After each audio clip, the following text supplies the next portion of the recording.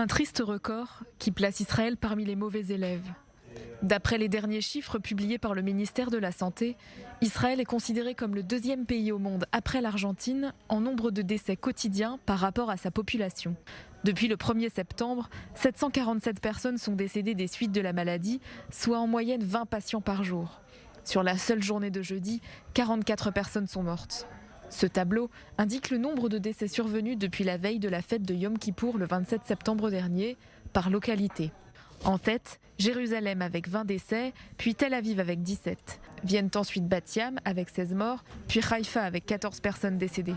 Sur les 1692 décès survenus dans le pays, 57% d'entre eux sont âgés de 80 ans et plus, et environ 25% sont âgés de 70 à 79 ans.